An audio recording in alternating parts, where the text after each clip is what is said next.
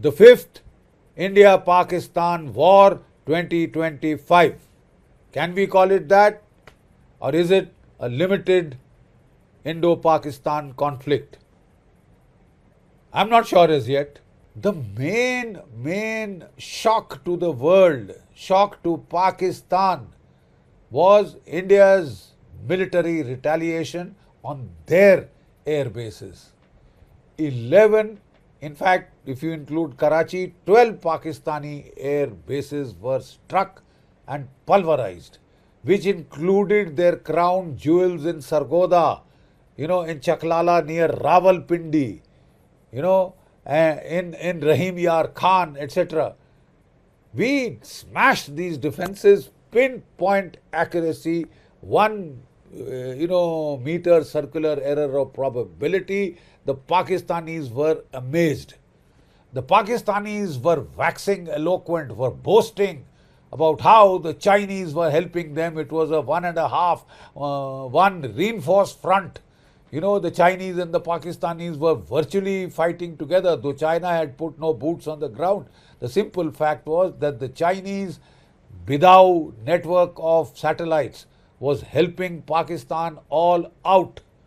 Bidau, a network of satellites, and they claimed very triumphantly that they had the electronic signature of every single aircraft. The Chinese had been mapping that since 2022, had given all the data to Pakistan, and Pakistan claimed to have shot out five Rafales out of the skies. Bullshit. Every single Rafale pilot is back home, back safe and sound. Our operational bases are all intact. We have hit them hard. One Pakistani YouTuber lamented that how is it that when the Indian Air Force strikes, all 24 bombs that they launch, all cruise missiles that they launch, Spice cruise missiles and the Hammer bombs, every single one of them hits the target.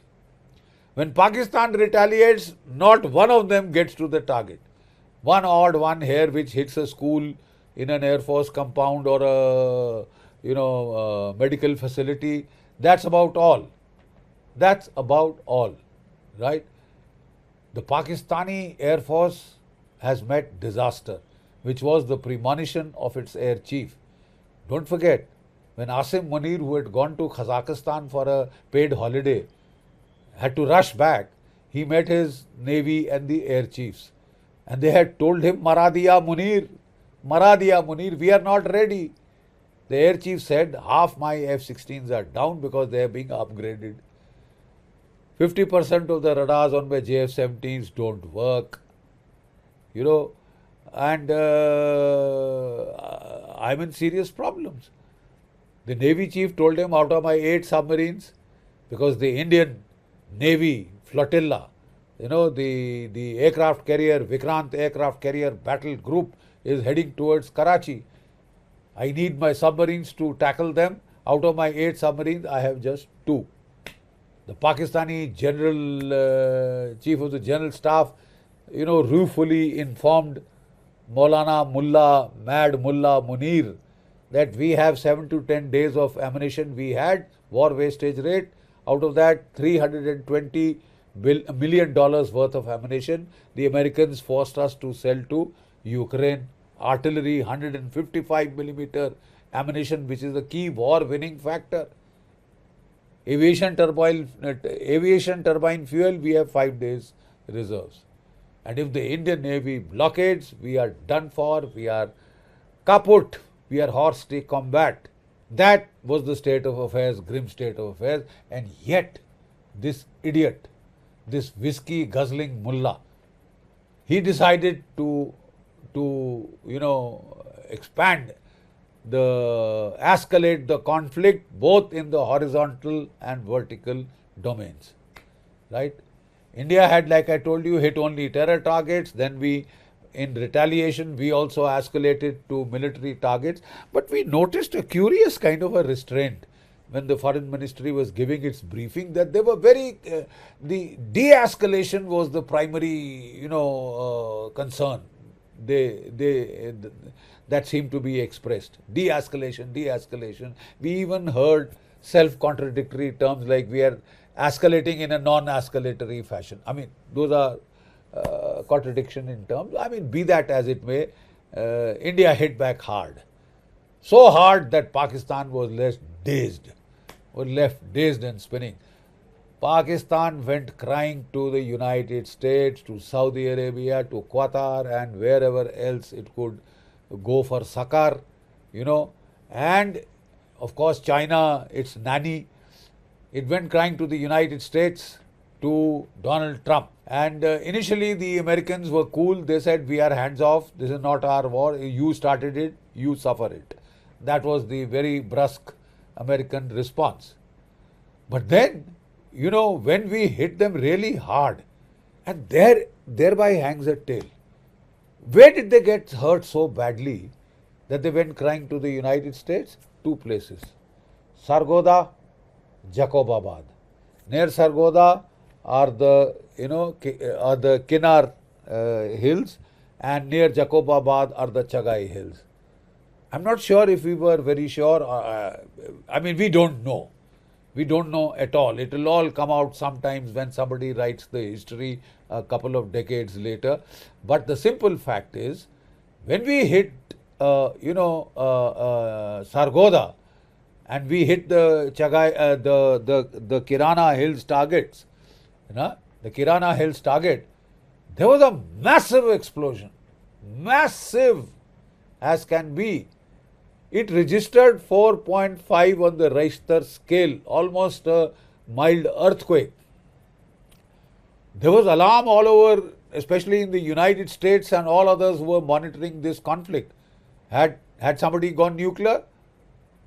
And then it turned out that we had unwittingly, there are about 7 tunnels in the Kinari Hills where Pakistan has stored its nuclear warheads. And quite obviously, because F-16s are stationed at Sargodha, they are the primary vectors for delivery of nuclear weapons in Pakistan.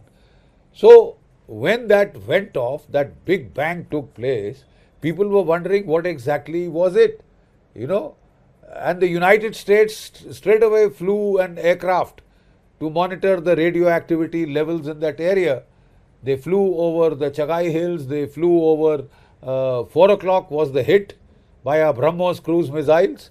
BrahMos cruise missiles. Whether air-launched, ground-launched, we don't know. Possibly not sea-launched, but definitely either air-launched or ground-launched. But those missiles hit within a meter of the target, and out of the 7 of those tunnels, about 5 at least have caved in, and those bombs went and exploded. Now, where a nuclear warhead is kept.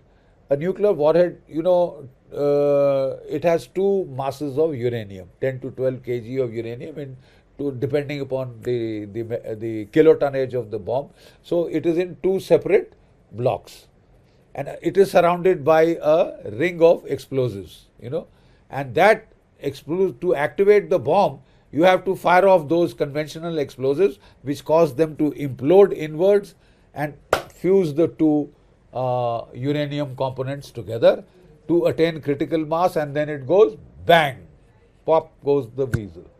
Now, in this case, if they are hit from outside, it's not that very calculated explosive to make the 2 come together, the uranium batches, right? Then there is a radiological explosion. There is a cook-off. So that leaves a massive flame, uranium going up, and uranium going up, massive bloody flame, and radioactivity.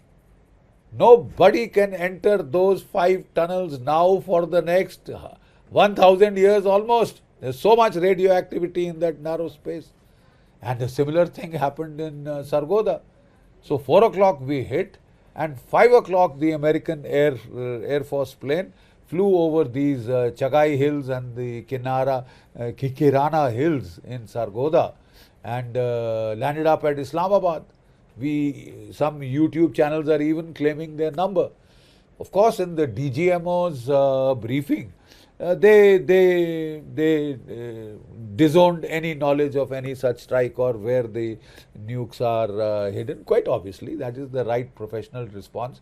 Even if they had done it, they would not talk about it, and they are saying we didn't do it. So we'll have to wait and watch. But there are a lot of other indications coming from the highest level, from the Raksha Mantri himself, and even the Chief Minister of Uttar Pradesh, who was extolling the BrahMos cruise missiles and the wonders they had achieved in actual battle scenario. So this spooked the Pakistanis. Like I said, they went crying to Donald Trump, they went crying all over, begging them to stop, and even J.D. Vance was worried, and he also rung up our Prime Minister. And then, of course, Marco Rubio spoke to our Foreign Minister and said, I think this is getting too hot to handle, so kindly have a ceasefire, etc., etc. So he said, then talk to Pakistan. So he spoke to General Asim Munir, Marco Rubio. And he said, how do I do it? What do I do? He said, ask your DGMO to speak to the Indian DGMO. So we got a call from the Pakistani DGMO to the Indian DGMO. First call wasn't taken. Around 15:30 they both interacted. 1:30 they interacted first, and then again at 15:30. The Pakistani DGMO was whining for a ceasefire. He said, I'll have to ask my government and I'll come back. So next call he came back and said, okay, we have agreed to give you the off-ramp, providing you behave. Right? Providing you behave. And then, of course, the government of India, the External Affairs Ministry, the Foreign Secretary announced the ceasefire around 5:30, I think it was, on the 10th of May. And within half an hour, just look at this, within half an hour, Pakistan decided to strike with its drones. Again, from Avantipura, 3-4 targets in J&K and all along in Punjab and in Jaisalmer and Rajasthan. On that 2,000 kilometer front, it decided to attack India after agreeing to a ceasefire. Now look, had it been on the LC, there are hothead commanders, there are drunk commanders in Pakistan. Surprisingly, for an Islamic nation, they take a lot of whiskey and alcohol, you see, and sometimes the orders don't get through in time, etc., etc., or some staff officer forgets to pass them on, or some other hothead brigade commander deliberately does not let his subordinates know. I mean, things like that happen in the LC context, at least, So had it been just that, it would have been confined to the LC, to J&K. It was all along the Western theatre. That means it was a premeditated Pakistani strike, possibly calculated that the Indians would be celebrating that the ceasefire was on, because they seem to be so desperate, the civilian establishment, bureaucracy, for a off-ramp, worried about the economy, this, that, and the rest of it. We are doing so well. We don't want to miff it, etc. So they thought that we would be caught by surprise. We were not, because we know the Pakistani army well enough. They are liars. They lie through their teeth. They are most untrustworthy. So we hit back. And next day there was outrage in India. There was outrage. People were saying that, have we let them off the hook too soon? We are all guilty, because I think as Indians we are kind-hearted, including me. When I saw that Pakistani major, who's now a member of the Pakistani Senate, and he was actually weeping, physically weeping, even I felt a bit of pity, twinge of pity, of course, but that's what they are. There was Air Marshal Noor Khan saying that we've been had. Please, there's nothing we can do. There's nothing we can do. We can't stop them. And don't give me this bravado. The Indian army, he said, is 16 lakhs strong. So where do we go from here? there is news that, the Chief of General Staff in Pakistan, and he is Lieutenant General Zahir Mirza. He is next in line to replace Asif Munir if and when he retires in his given time frame of October this year, right? He was seen in communication with the Corps Commander at Multan, Lieutenant General Hassan Hayat, then the Corps Commander at Lahore, General Ayman Safdar, and the Corps Commander at Rawalpindi, Lieutenant General Saeed Raza. Now, most of the Corps Commanders are very het up, very angry because they were not consulted, and Pakistan were dragged into a war by Asim Munir for his personal extension. He's already gotten one bloody extension. But he wants to match the tenure of Ziaul Haq and Pervez Musharraf, 11 saal. Of course, he must remember that Ziaul Haq was assassinated and Pervez Musharraf was exiled. He's lucky that he wasn't hung. You see, but he wants to hang on for 11 years and they are pretty angry. So will there be a coup in Pakistan? I am not sure. But we'll have to wait and watch this space very carefully.